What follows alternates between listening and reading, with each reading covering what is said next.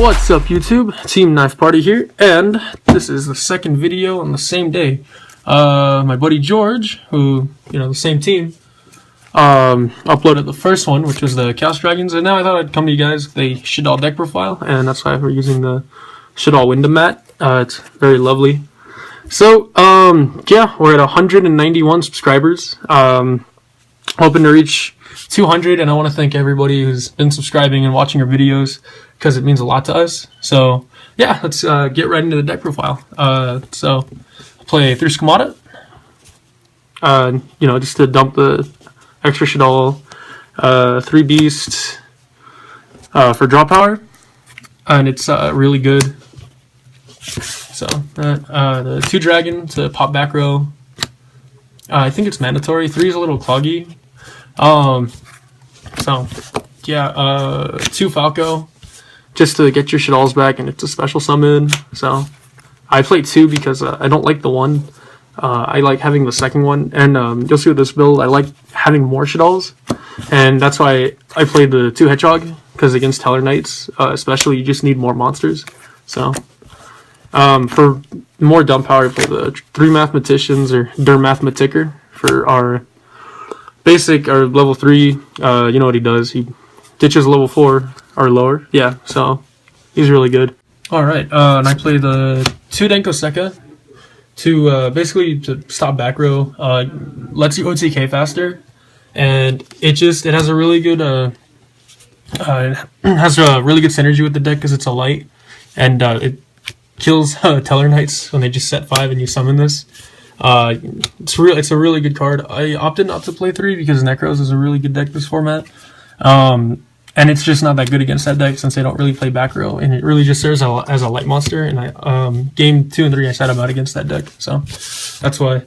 I do play the triple Wyverburster and the 1 Collapse Serpent. I was thinking about adding a second one of these. I just opted the 1 because this gets cloggy and these don't. Almost always you'll have dark monsters in there, but I have a very limited light monster count, and that's why I decided only to play the 1 Collapse Serpent. I might, like I said though, I might put the second one, I'm not sure yet. It's a nice plus off of this. If you send this from the field to the graveyard, you can tribute it from like Beast or something. And then it's just, faster Xyz plays is always really good.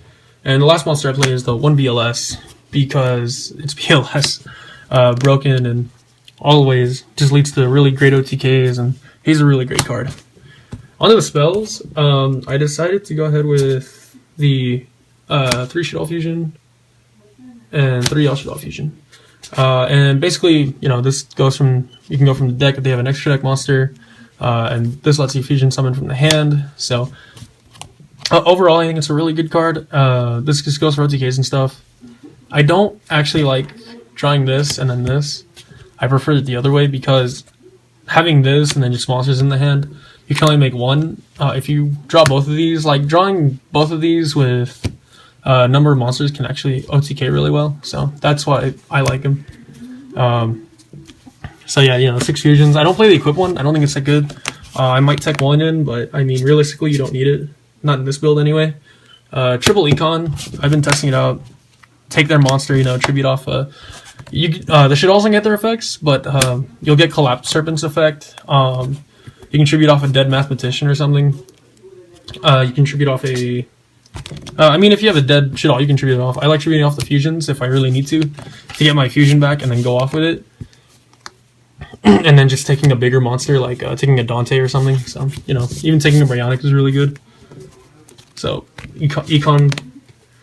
And then 2 Mass Change second to go for Dark Law. Cool thing is, with this, if you tribute off the monster that you send, it'll get its effect. So you send a Falco, get a Dark Claw, and then special the Falco back to your field. And then it just creates such a problem for them if they can't get the Dark Claw off the field. And that's really why I like the Mass Change second. So it's a really good card this format, and they need an answer to the Dark Claw. The 1 Book of Moon, because it flips their monsters face down, and it can stop a lot of plays. So that's why I opted to play it. Like, it can't stop effects, but I mean, it can just deal with problems, so that's why I like the Book of Moon. I might cite it because I've had some consistency problems with it. But that might just be, I can chalk that up to my bad luck. So, you know. And then the last card is one Raigeki. It's always amazing when I draw it. So, definitely keeping this in and playing it in every deck I play, because this card is top deck central. Top deck it, Raigeki their field and win. Like, it's almost ridiculous. And then for the traps, I actually played 5 traps despite the Denko. 2 Mind Crush, because a lot of stuff searches, like the Clyfork is still a thing, Necros, and it's actually, you can just kind of guess what's in their hand for some decks. So, you know, a lot of decks search. Heroes, just stuff like that. The one Shaddoll Core, because Core is really good. I think I always play 1 in any Shaddoll build. It's one of my favorite cards. Ring of Destruction, it's a free pop if you have the life points for it. Drawing it late game is kind of bad, especially if you know you don't really have the life points for it. So that's kind of bad. You can only hit lower monsters the lower their life points are. So drawing this early game is really good just to deal with bigger monsters, get rid of threats early in the game, and then the one Emptiness, because this still wins games, guys. It just, you know, you flip it, your opponent scoops sometimes, because you just, right timing is everything, and once you use it and they can't do anything, they know they're going to lose next turn, so they just scoop and you win the match or you go on to the next game. That's it for the main deck. For the extra deck, I actually ended up with, it's pretty basic. So we're just going to go over that real quick. It's, you know, the fusions, you know, the triple construct. I mean, not much to say about it. You pop, it's a Catastor, and you know, it's a light pop specials, and it's really good. Like, it, you know, it's foolish. One of the best cards in the extra deck, definitely. I really love it. 2 Winda, because it's both players can only special summon once. It's level 5. I like syncing with it if I can. If I can't, then it's just a good card to have on the field.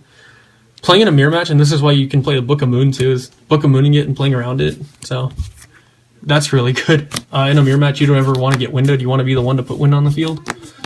So that's basically what it comes down to, is who puts wind on faster, who gets the bigger fusion in that as well. I actually play 2 Shikinaga. Most people play 1. I like the 2, especially this format. Dealing with Necros, you just need more outs to it. And this is probably one of the best outs to it, because they'll summon it, and then you can just negate it, pop it, and ditch a Shaddoll card from your hand. So, I went to a tournament, and this is probably one of the best cards, because it just kept stopping plays. Like, it was ridiculous, especially if you had back row, or if you had ways to back that play up, it became one of the best. So, I really like Shikinaga, and I mean, it's construct and towers, so it's a really good card. Go on to 2 Dark Law. Like I said, it's a walking macro for their field. It's really good. It's level 6, and it's hard to deal with. Yeah, it can be destroyed by card effects and stuff, but if they don't have an answer to it, then you're basically screwed. So, you know, that's why I like it. And I mean, most of the time they can get rid of it pretty easily, but then that's one more card not to get rid of. Like, I put this on the field, guy Raigeki did, just to get rid of the 1 card, and now I don't have to worry about Raigeki anymore. So that's why. And then I played for the Synchros, Arcanite, because it's like the best card. It's a free pop too. Goyo, and then Leo. This is like one of the best cards this format, because they can't target it. And if they can't target it, they can't Trish it, they can't Brayo it. It's just so good. And I really love Leo. I make Leo, and it's just, usually that game is in my favor. And then for the XCs, we play Castell, 101, and Abyss Dweller. I opted Laval Chain, but I decided to go with Abyss Dweller, simply because I opted to stop plays than get plays. So, you know, even though Laval Chain would be good, and I'd like to find the space for it, this is just the way the extra deck is now. Well, thanks for watching, guys. This is a Shaddoll deck profile. I'm glad it came out really well. Remember to comment, like, and subscribe. World Superstars drops this Friday, so remember to get your box or your pack or whatever it is. We got the new Star Heroes. We're really excited for that set. Shaddoll is going to be really good. We can reach 200 subscribers, and again, thank you guys so much for watching our videos, and remember, just share it with your friends and stuff. This is Team Knife Party, and I'll see you guys later.